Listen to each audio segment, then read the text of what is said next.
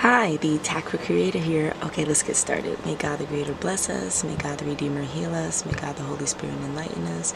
Give us eyes to see, ears to hear, and hands to do the work of God. Feet to walk the path of justice, and mouths to preach the good news. May the angel peace, prosperity, love, abundance, guidance, grace, mercy, kindness, and of course justice watch over us and lead us in the reign of God. Ashe, ashe, ashe. Alright, so you can tell here a card just dropped, and that card is black. So I can see how this applies to certain areas of my life with other individuals I'm around, but because of how they fell out, I know for certain that I am not in this energy alone. Okay, there's a lot of other readers right now that are tapping into a very similar energy, and so let's see what my guides would like us to add to that collective energy. Something about a Peter from Family Guy being an upstanding citizen due to MK Ultra. So thank Archangel Michael, you are welcome. This American Dad. Okay, so I do have a reading about American Dad that was a transition from a Peter of Family Guy. So I do my best to add that to this portion of the video, or I'll add it to the end just so you guys can, take a gander. So someone's fishing for something, and they're fishing for something not like boating or sailing. They're fishing for something expensive, because the only thing I saw out of these cards was yacht. Okay, and they're doing this by way of seeking a magician, and that's someone who has a proclivity for the arts, or seeking out maybe a tarot reader who can establish maybe like a curse or something to like switch destiny. I'm getting like a Freaky Friday type of feel, right? But it's literally like they're fishing. Like it's not gonna work. It's not gonna happen. It's actually kind of comical. Okay, and then the last two cards that fell, we have a non-threat. That is a Scorpio. Okay, or they're moving in a very Scorpio-like energy. They're a non-threat. Okay, their bark is a lot more potent than their bite, and honestly their bark is kind of like a little whimper. Think of kind of like a chihuahua, right? If you're thinking about the bark of this kind of Scorpio. Not to say anything about all Scorpios, but just this specific one. So I think this is a side mission. I'm going to bring this back in when the guides kind of push me to do that. Okay? What is so cool is that I have a new pendulum. Oh, pendulum. How pretty is it? Look. How pretty. Okay. Hi, Divine. Can you show me no? Yes. That we're on the right track. And maybe we need to double back. Double back, baby. Double back. Alright. So, all these cards that are laid out is for one specific reading, confirmation, and the non-threat Scorpio confirmation will be added later on in the reading. Okay, so let's just sift through the message here. We have some baby blue energy, right? So what does that mean? When we're talking about the color baby blue, we're speaking on the chakras, right? So if you go from the bottom, the root chakra is red. After the root chakra, you have the sacral, that is orange. Then you have the solar plexus, which is yellow. You have the heart, which is green. Then you have the throat chakra, which is baby blue. Then you have the third eye chakra, which is a deeper blue. And then you have the crown chakra, which is purple. Okay, now that we're indigo, purple, whatever, I just constitute it as purple, right? Because your crown chakra is in line with being royal, and that is the color purple, right? So with this baby blue energy, we're talking about the throat chakra, and someone is not utilizing their active throat chakra, because I can see with this mediumship and the headlights, they're following a narrow light, right? So their throat chakra has to be active enough for the guides, for the ethereal to be able to transfer messages, but they're being very squeamish or very particular about what they're sharing. Okay, and we were figuring out why this energy is being particular outside of the medium, letting them do that, right? It's one thing for someone to tell you to do something and you have to do it, but for everyone else that's experiencing you, it would be nice to know the intention behind it, right? So we are here to figure out the intention behind this narrow headlight, right? Of what is proper to say and what isn't proper to say at what time, okay? Because from this baby blue energy in reverse, it doesn't seem like this energy is speaking up very much at all. Okay, now based on the beginning of the video, we can see that we have an American Dad energy here.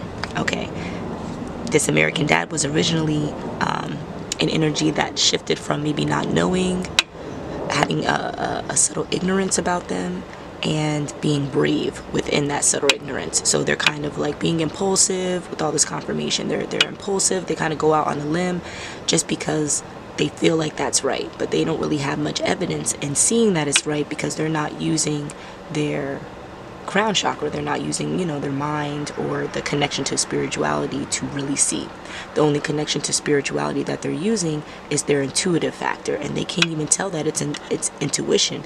They just feel like they're being moved in a direction, and so since it's the easiest way to go, they're moving in that direction. Okay, but this Courage the Cowardly Dog, Peter from Griffin type of energy is now having more awareness. Okay, and what is this awareness? Understanding what is important.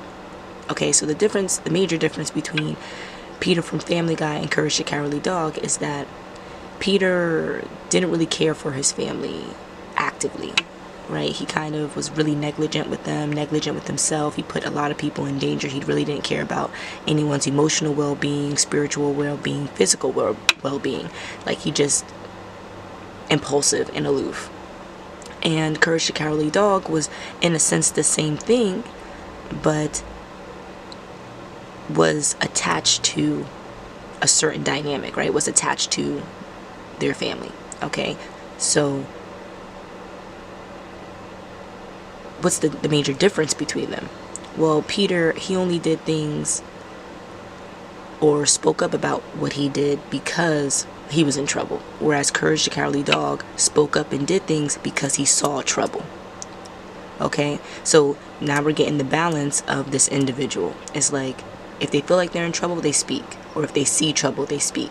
But if there's no trouble there, they're kind of mute, right? Now that doesn't take care of people's emotional, physical, or spiritual well-being.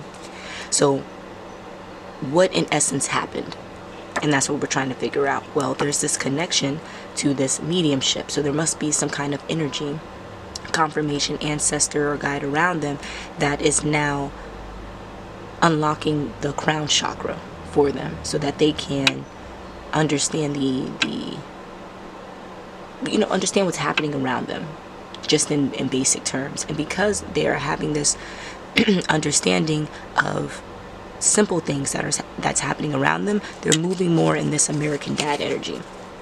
Okay, now American Dad, Stan specifically, he is excessively patriotic. He is 100% for his family and the safety for his family, but it is within his light. It is within his image. Okay, so he kind of wants his family to be in his shadow, but still make him look good in a sense, without doing the physical work to nurture that.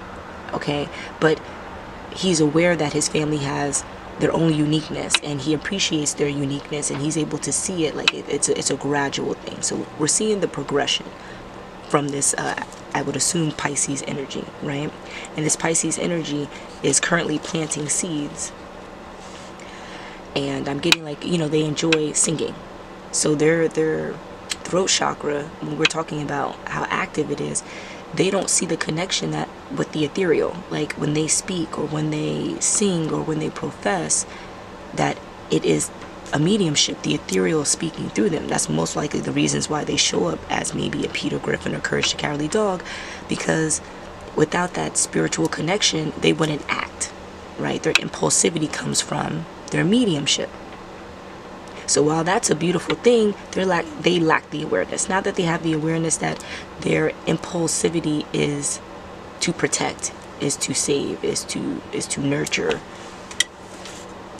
safety, to nurture safety. I'm not talking about emotions and stuff, but to nurture safety.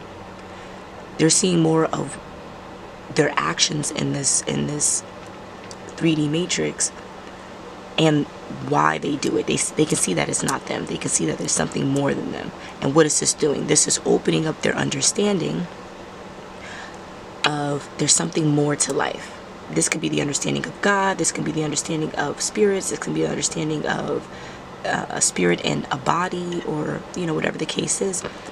It's just proof that there's something more than what we can see, feel, touch, and all of that. Okay, so that's what's so awesome about it, because there has to be like an energy around them that kind of like told them to buckle up, in a sense, that this awakening process that they're in is going to feel like a video game.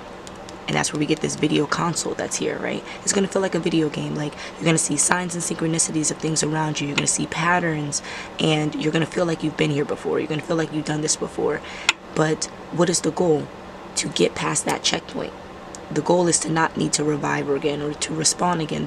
The goal is to continue down the path so that you know, finish out the game with flying colors. You increase all your levels. You're able to smoothly get through the game. But why? Because you're able to see the tips that help you navigate the game, or you're able to see the goal that the people around you have. You're able to see your teammates and how they're maneuvering and learn from them, and then figure out like a team structure. You're able to navigate better because you're able to, in a sense, learn the game. Okay, but when you think of life and you think life is just so sporadic and spontaneous and you know, nothing really makes sense, you're kind of moving in a void. Once your perception moves from this 3D matrix is not a void, it is a video game, then you're able to what? Attack it like you would playing any video game. And if you're not a gamer, I know you play Mario Karts at some point. I know you play Pac-Man. I know you played any of these, like Tetris, like all these old-timey games where it took you seeing the structure of the game. You're allowing the universe to hear your progress. Okay, maybe not see it because you were in the beginning stages, but at least hear it enough to keep pushing you in a certain direction. Okay, so when you're planting these seeds by letting the universe know that you see the 3D matrix as the video game that it is, you can then let the universe know what kind of game you want to play. Okay, so for instance, you want a new job. Well, that's the game that you want to play. But in order for you to see that, you have to see the signs that maybe the job that you have, you've outgrown, right? So once the universe hears that you see that you're outgrowing a certain dynamic, you're planting seeds for the universe to then what? Give you a new opportunity. But you have to make sure that you can see the video game. You have to be able to see the signs and synchronicities of the new opportunity and move and flow in that new opportunity so that you can play the game that you want. Because if you're planting the seeds and you're just like, okay, I'm waiting for this job to get better, and it's not getting better, you're not moving with the universe. And since you're not co-creating with the universe, and that is how you become the video game master, you know what I'm saying, the grandmaster of the video game. It's by you understanding the game so much that you can foresee or foreshadow the events. Okay, and that's what these cards are all for us to practice foreseeing and foreshadowing events in our lives. Okay, some people, you know, are just naturally gifted. I've been prophetic since I was a kid and been told to quiet your mouth, you speak too much, or you're in grown folks business too much. And I'm telling you, my family did not allow me in grown folks business, so for me to know, it had to be the ethereal. Okay, but we're gonna just jump right back into this reading. So we're seeing something about this magic, and in reverse here it says sinister magic. It is moving toward this black light. So there's something that's being hidden. It's being cloaked by the 3D matrix confirmation. It's not necessarily being cloaked by the ethereal. You're getting the signs and synchronicities, but in the 3D it's kind of being shielded from your vantage point. You're not seeing it for what it is. You're seeing it as something small, kind of minute, but in actuality it could be major. All right, now what is this? If you see the signs and you have the awareness, you can move into a magical light. Why? Because you'll be co-creating with the universe by being an upstanding citizen, because you've seen the signs of what happened before. You've seen the pattern, and you know that people are expecting a certain version of you, or a certain response, or a certain experience because of something. But you're being called with this MK Ultra, this Archangel Michael protection, your mind's protection, right? You're going to move as an upstanding citizen, and it's going to reverse the sinister magic, because you're co-creating with the universe into something magical for you to happen, okay? But in either case, you're being called to buckle up.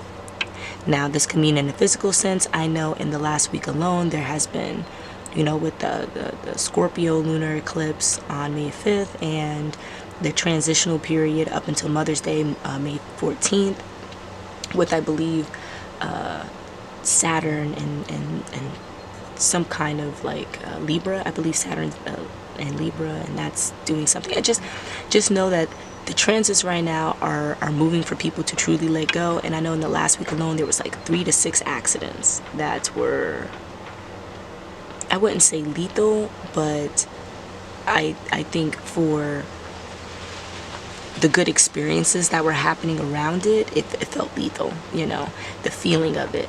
And I think that's where this Scorpio, a non-threat, is actually coming back into the reading now. Okay, so this the transit of Taurus, you know, this Taurus season of the moon eclipsing in Scorpio, right? So that's just fancy terms for saying that, you know, a certain sign is going to come to the forefront, and they're either going to make you happy or make you sad. Okay, so in this Scorpio, they're taking a lot away from you, but it's for your highest good, right? See the video game. Okay, now this could, based on my experience alone, this has everything to do with stuff that's black. So like, if you're black, and I'm not, if you classify yourself as black, so like in feeling, whatever, that can mean like the color of it, the aura of it. It doesn't really always mean your nationality, because I don't consider myself black, even though others may. Anyway, so it's just like things that are meant to be cloaked black, right? The symbolism around black is secrecy and privacy and things being quiet. There's an unveiling. That's what we're getting by the Scorpio non-thread. There's an unveiling, but don't worry, it's not for any malicious means. It's for your growth. Okay, it's for you to be shown as an upstanding citizen. Windshield. Okay, so like I said, there was a lot of accidents. So, you know, something happened, check your windshield. If something's happening with your windshield, check your windows in your house and stuff too. Check your windows. Like, in any case, like, just be prepared. Be prepared to have to let go of something. Maybe someone, you know, might want to take something from you, or whatever the case is, like, or you want to take something from someone. Buckle up, like buckle up. Anyway, so we're being called to switch to numerology, and that's because we have this yellow in reverse. Now, yellow here is not symbolizing the sunlight and vibrance, right? It's more so symbolizing sickliness. So when we say we have to let go of something, you know, you're sad. Let's say you had to let go of a person. And that could be like in a relationship, or that could mean like in life, like you had to like let go. You have to purge. That could be in crying. That can be in sharing connections with people, like familialship. Like, you have to let go and purge what no longer suits you. You know, that could make you sickly or appear sickly, and that's where this yellow is really coming. It's like jaundice. It's showing that, you know, you're not in the healthiest light, and that's only because you have to throw out these toxins so that you can elevate and you can go to that next level. Okay, so they're asking you to let the MK Ultra happen. So for your emotional healing, for your spiritual healing, as this American dad-like person, keep seeing the signs, keep seeing the synchronicities, keep seeing the signs, keep seeing the synchronicities, and then research them. Once you begin to research them, that's when the emotional healing is going to happen. And it's not going to happen for you the way that it happens for everyone else around you, okay? Because this is a new experience you're learning. So for you, emotional healing could be awareness alone. Like, oh, wow, this is what I was going through. Yeah, I'm emotionally healed. Or emotional healing can be, okay, I need to cry about this all weekend. I need to cry about this for the next month and a half. I need to cry about this for the rest of my life. Like, you know, whatever your purge. I hope it's not those longer time periods. I'm hoping, like, you know, for you, it's like a day or two so that you can jump right back into the swing of things and use this healthy glow that you have to manifest and to push you in a more prosperous direction. Because as we can see, you went from Peter Guy to Courage the Cowardly Dog to American Dad. You were moving up in levels, and it doesn't even seem like you're taking a very long time to do that. You're doing it very quickly. So see the signs and synchronicities right now that you're not being punished for the upgrades, the level up that you're doing. Okay, you're being called to maintain this upright essence you have, right? Being a good citizen in the world. You're being called to maintain that with awareness. Before, you were ignorant and didn't know, you didn't see it, but now you're able to see it. It hurts more when you see it, okay? But still be steadfast, and you'll see the seeds that you're planting. It's going to, envelope you in a gorgeous garden that is going to offer you a lot more bounty than what you have right now in this transitional period. Okay, so just know good things are coming, but you have to see the signs and synchronicities and move with them. Okay, you were at the point where you saw them. That's great. Now move with them. Okay, so I think, is that all for us right now? All right, so I wish you all luck. I wish you the best. I'll see you soon. Until the next.